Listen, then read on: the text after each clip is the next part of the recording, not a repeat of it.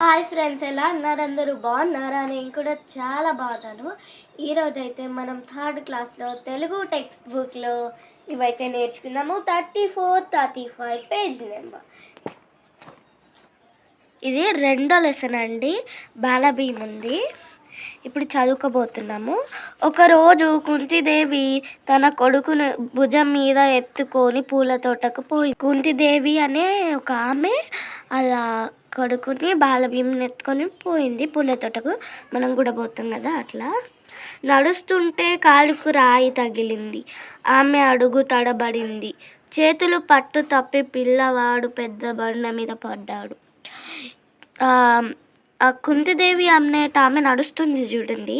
ఆమె నడుస్తూ పోగా ఇట్లా ఒక కాలుకు రాయి తగిలిందంట. ఇక్కడ ఒకటి ఉంది చూడండి రాయి. ఆ కాలుకి రాయి తగిలి బాలుడు అనేది కింద పడిపోయిందట. అయ్యో నా చిట్టి తండ్రికి ఏమైందో అని కుంతిదేవి ఆగమాగమయ్యింది. ఇదే కదండి తల్లి ప్రేమ. అయ్యో నా చిట్టి తండ్రికి ఏమైందో అని ఆగమాగమైందంట. మన అమ్మలు కూడా అంతే కదా. వెంటనే బాధపడుకుంటూ బాలుని ఎత్తుకున్నది. చాలా బాధపడుకుంటుంట వెంటనే ఎత్తుకున్నదట బాధపడుకుంటూ. అయ్యో ఇట్లయిపోయింది అట్లయిపోయిందని. ఆశ్చర్యం, బాలునికి ఏం కాలేదు. చూసిండ్రా ఎంత ఆశ్చర్యం ఇది. బాలునికి ఏం కాలేదట. కానీ ఆ బాలుడు పడ్డ పెద్ద బండ పగిలి ముక్కలయ్యింది. అంటే ఆ బాలుడు పడ్డ పెద్ద బండ, ఇంత పెద్ద బండ అనుకోండి, ఇంత పెద్దది అనుకోండి, అది పగిలి ముక్కలు అయిపోయిందట. అంటే ఎంత ఆశ్చర్యం. మన రియల్ లైఫ్లో ఇట్లా జరుగుతుందా? జరగదు. బాలుడు హాయిగా నవ్వుతున్నాడు. బాలుడు అంటే ఇక్కడ మీకు చూడండి, మీరు ఇక్కడ ఎంత మంచిగా నవ్వుతున్నాడు బాలభీముడు. ఆమె ఎత్తుకున్నది. మళ్ళీ అది చూసి అందరూ ఆశ్చర్యపోయారు. ఇక చూడండి, ఇక్కడ అందరు ముక్కల మీద వేలు వేసుకున్నారు. ఇక్కడ 2 మెంబర్స్ చుట్టుపక్కల వాళ్ళు.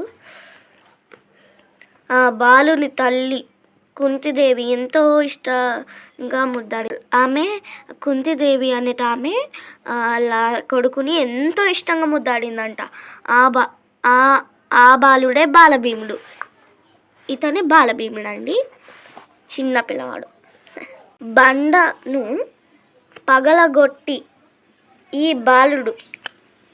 పగలగొట్టిన ఈ బాలుడు సామాన్యుడు కాదమ్మా అని చుట్టుపక్కల వాళ్ళు ముక్కు మీద వేలేసుకున్నారు. పెద్దయ్యాక కొండల్ని పిండి చేసే గొప్పవాడవుతాడు అని పొగిడారు. తండ్రి పాండురాజుకు ఈ విషయం తెలిసింది. అంటే వాళ్ళు ముక్కుల మీద వేలేసుకున్నారని చెప్పిన కదా, ఇదే అనమాట. వేసుకున్నారట. మళ్ళా పాండురాజుకి విషయం తెలిసిందట. అమ్మా, ఈ విషయం తెలిసిందట. పాండురాజు ఒక రాజు అనమాట. 5 పాండురాజుకు ఈ విషయం తెలిసింది. తర్వాత నెక్స్ట్, బాలభీముడు బలాన్ని చూసి మురిసిపోయాడు. పాండురాజుకు 5 కొడుకులు.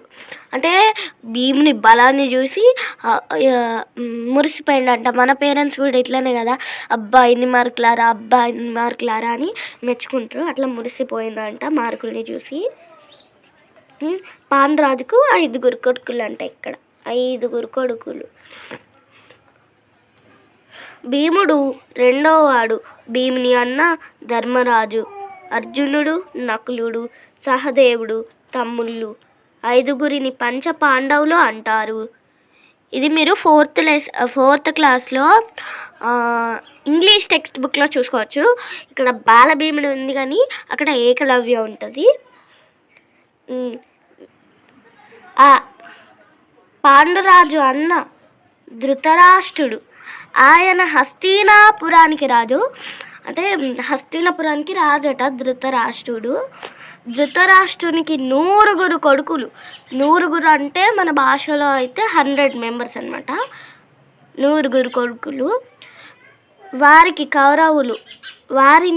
కౌరవులు అంటారు. వాళ్ళని కౌరవులు అంటారట.